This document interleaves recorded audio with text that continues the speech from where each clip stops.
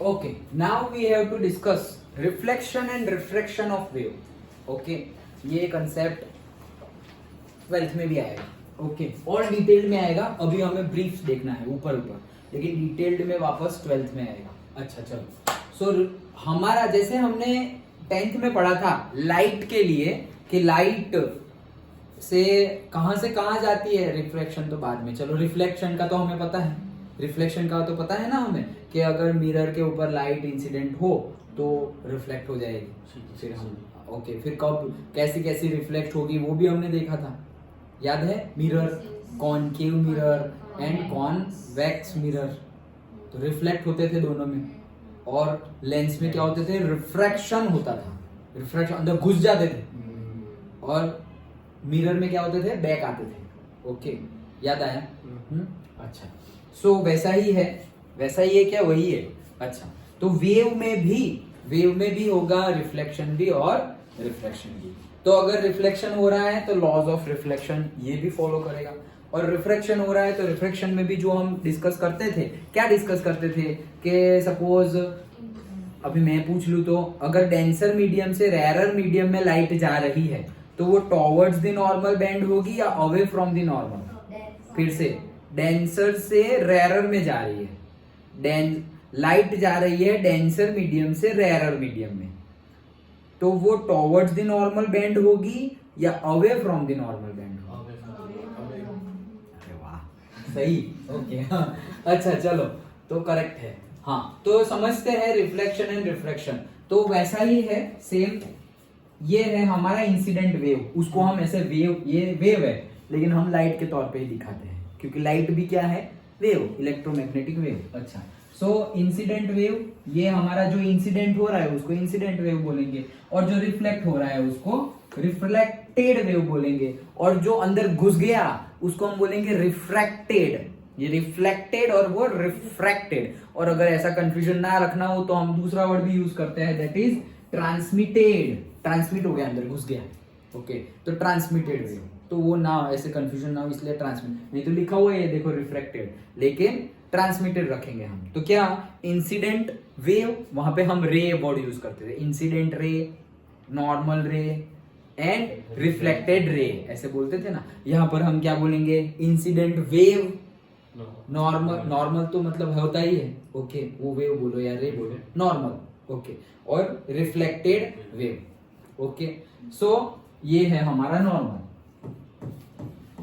ये है हमारा नॉर्मल. और अगर दो मीडियम जहां पर डिफर हो रहे हो, जिसके रिफ्रैक्टिव इंडेक्स डिफरेंट हो, दो मीडियम के रिफ्रैक्टिव इंडेक्स, याद है ना रिफ्रैक्टिव इंडेक्स, वो अलग अलग हो, तो जहां अलग अलग हो रहे हैं उसको ही हम बोलते हैं क्या, इंटरफेस. मतलब ये इंटरफेस है, ये बॉर्डर लाइन है, बॉर्डर के इस पार इंडिया, इस पार पाकिस्तान. ओके तो ये इंटरफेस है, मतलब जहां पर क्या अलग है, रिफ्रैक्टिव इंडेक्स, मतलब मीडियम ही अलग है. सपोज इस साइड पेट्रोल है और उस साइड पानी है. Okay done. चलो तो ये तो जो लिखी हुई थी वो बात थी. तो वैसा ही है, ये देखो टकरा के वापस आ जा रहा है इसलिए रिफ्लेक्टेड है वो, और कोई अंदर घुस जा रहा है तो रिफ्रैक्टेड और ट्रांसमिटेड. तो बस इतना ही देखना है हमें. तो ये हो गया ब्रीफ. ओके डिटेल में 12th में है, लेकिन इसके रिलेटेड सब कुछ हमें पढ़ना है. तो जो इंसिडेंट वेव आया तो उसकी वेलोसिटी होगी. ओके तो वेलोसिटी है उसकी vi, और अंदर जो घुस गया उसकी भी वेलोसिटी होगी वेव की, तो उसकी वेलोसिटी है vt, मतलब ट्रांसमिटेड वेव की velocity. Velocity of the transmitted wave, velocity of the incident wave. Done. और इसकी जो होगी, इसको लिखा नहीं है, लिखना हो तो लिख सकते हो, velocity of the reflected wave. Done. Okay simple है. नाउ ये तीन चीजें वो फॉलो करेगा.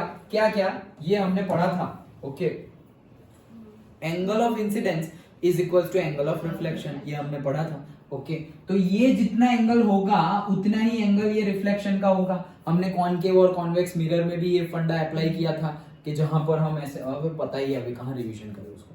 डन. पता ही है ना, याद ही है ना. Okay so angle of incidence is equal to angle of reflection. Done. अगर मैं ऐसा कर दूं ऐसे ऐसे, और ये हमेशा याद रखना, एंगल ऑफ रिफ्लेक्शन और एंगल ऑफ इंसिडेंस हम कहां मेजर करते हैं, विथ नॉर्मल.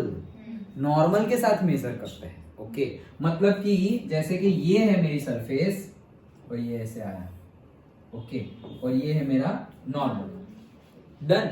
तो हम कहाँ मेजर करते हैं, मैं कहाँ मेजर करूं, 1 नंबर पे या 2 नंबर पे? मैं यहाँ पे बात कर रहा हूं रिफ्रैक्शन की। ये 1 लिखा, इंसिडेंट एंगल कौन सा है, 1 या 2? इंसिडेंट एंगल कौन सा है, 1 या 2? ये मेरा इंटरफेस कहाँ है, ये इंटरफेस है, येलो कलर का इंटरफेस है, और ये है नॉर्मल।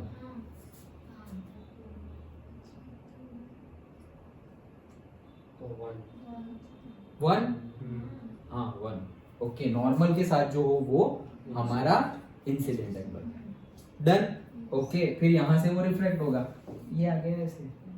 डन। अच्छा चलो, तो नॉर्मल के साथ इंसिडेंट एंगल और नॉर्मल के साथ रिफ्लेक्टेड एंगल। तो angle of incident is equal to angle of reflection, हमें पता ही है, तो वही चीज यहाँ पर भी एप्लीकेबल होगी। ये जो नई चीज है वो यहाँ पर ध्यान दे दो, क्या ये है पर्टिकुलरली साइन, ये ध्यान देने वाली बात है। ये डिटेल्ड में हम 12th में जब आएगा, स्नेल्स लॉ पढ़े थे हम, याद हो तो, रिफ्रैक्टिव इंडेक्स के केस में, ओके। तो वो क्या था, वो रिफ्रैक्शन के बेस पे था, लेकिन ये भी रिफ्रैक्शन के बेस पे ही है, ओके। लेकिन वहां पर रिफ्रैक्टिव इंडेक्स का यूज होता था, यहां पर हम वेलोसिटी का यूज कर रहे हैं, ओके। सो क्या है, इंसिडेंट वेव आया तो ये जो इंसिडेंट एंगल होगा उसका, that is sine I divided by ये आर डैश है, आर डैश मतलब रिफ्रैक्शन एंगल है वो, और आर क्या है, रिफ्लेक्शन एंगल, मतलब ट्रांसमिटेड एंगल को क्या बोला है, आर डैश। तो sine I by sine R dash is equals to V I by V T. Simple है, okay.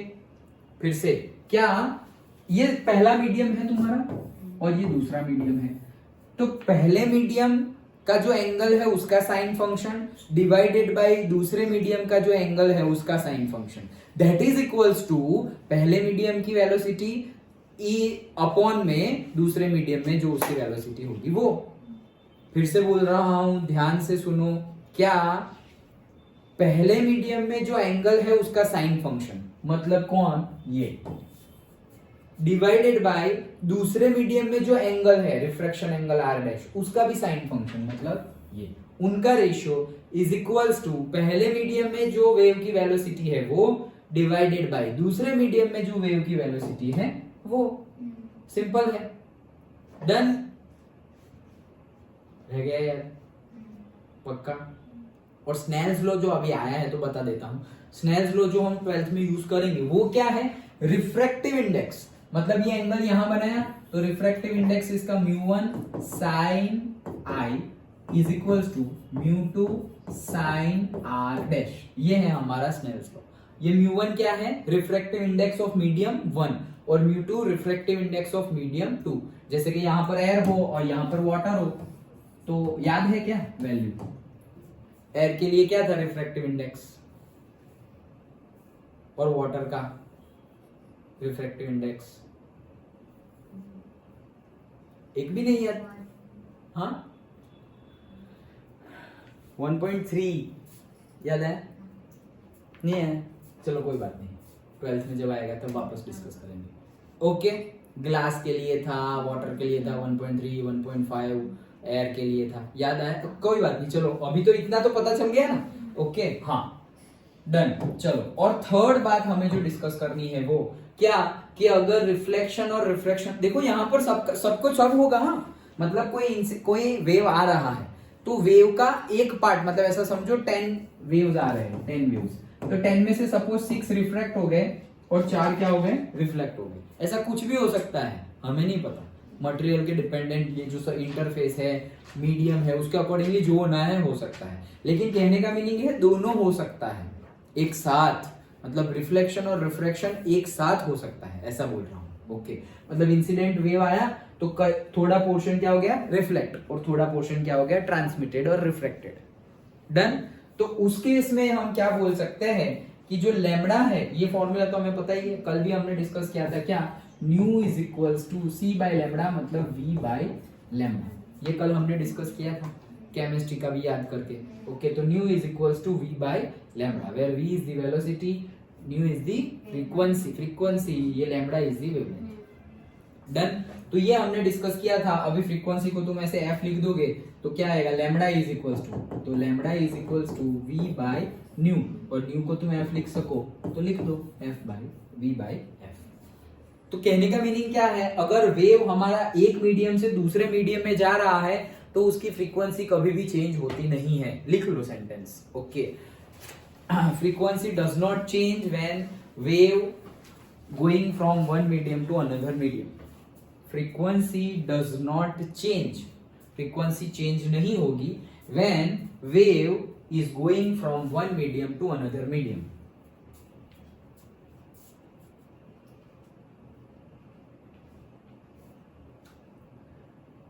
Frequency does not change when wave is going from one medium to another medium। तो frequency तो change होगी नहीं। अब अगर wave हमारा एक medium से दूसरे मीडियम में जा रहा है तो उसकी वेलोसिटी तो चेंज होगी। हमें पता है जैसे एयर है उसमें लाइट वेव, इलेक्ट्रोमैग्नेटिक वेव और साउंड वेव, जिसका बोलना उतना, तो अलग अलग होता है। मतलब लाइट वेव जैसे यहाँ जो स्पीड से ट्रैवल करता है वही स्पीड से क्या सॉलिड में ट्रैवल करेगा?